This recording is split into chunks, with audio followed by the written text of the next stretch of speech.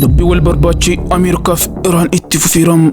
Trump ani malika mootummaa Hayatullah Jalalammii Iraan tiksu jedham.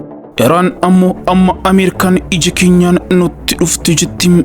Lammiilee bulchiinsa isaanii mormanii hiriira bahan addabaabaayii magaalota biyyattii keessatti humna addaa bobbaasaniin adamsaa kan jiran Trump nyaara addatanii lammiilee Iraaniin bulchiinsa biyyattii jalaa isin tiksuuf dhufan jiru jedhum.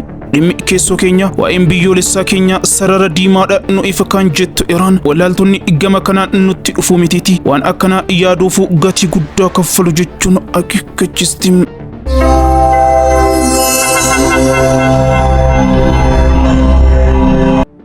President Ameerika Donald Trump Ameerika keessatti lammiilee bulchiinsa isaanii irratti hiriira ba'an qophaa'uu dhorkaa wayita jiran kanatti Iraanitti mootummaan Riippaabilika Islaamaa lammiilee hiriira nagaa bahan irratti tarkaanfii yoo fudhate Ameerikaan Iraan haleelte lammiilee tiksuuf nuti qophiidha jedhum. Iraan qimmiiduu fi bakka bu'iinsa olaantummaa siyaasaa naannawichaa ofii mirkaneeffachuuf sababa kan barbaadu US lammiilee Iraan qaala'insa jireenyaan of tasgabbeessi jedhanii mootummaa ofii isaanii gaafatan fayyadamuun kaayyoo ishee raawwachiifachuuf yaalaa jirti. Kanumaanis pirezidaantiin United States Donald Trump yoo Iraan lammiilee karaa nagaa hiriiran irratti tarkaanfii kan fudhattu ta'e Washington gidduu akka seentu akeekkachiisaniiru.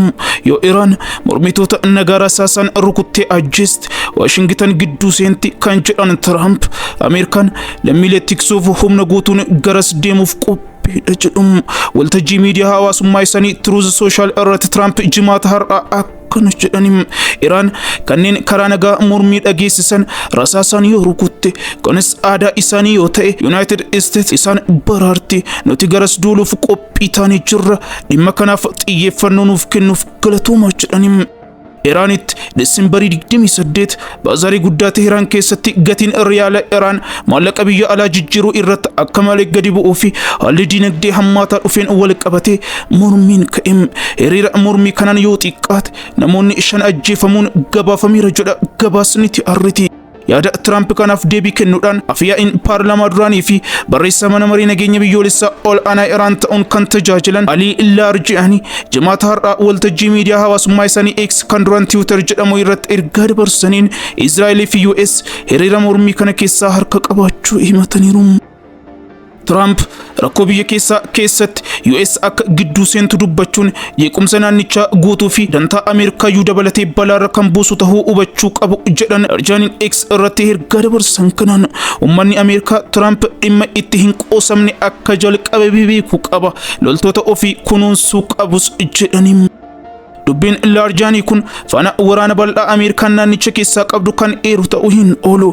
Iraan baatii Juun keessa buufata qilleensaa Al-Hudaydaa Qatar keessatti haleellaa raawwachuun tarkaanfiin kun Ameerikaan bakkeewwan niwukileeraa ishee 3 irratti haleellaa raawwatteef deebii kenname ta'uu ibsite Teheraan.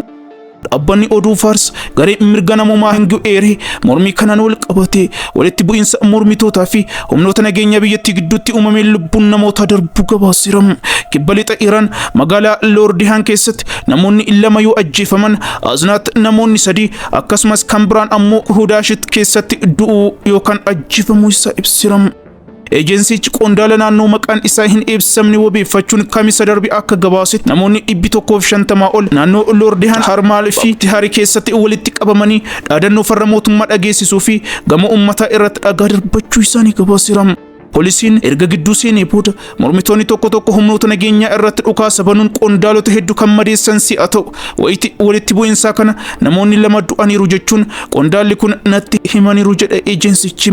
Pirezidaantiin Iraan Masuud Pezeshkian komii hawaasaa simatanii rakkoo dinagdee amma jiruuf mootummaan itti gaafatamuu qaba jechuun qondaaltonni qaamolee gidduu seentota alaa kan akka US akka hin komanne dhaamaniiru.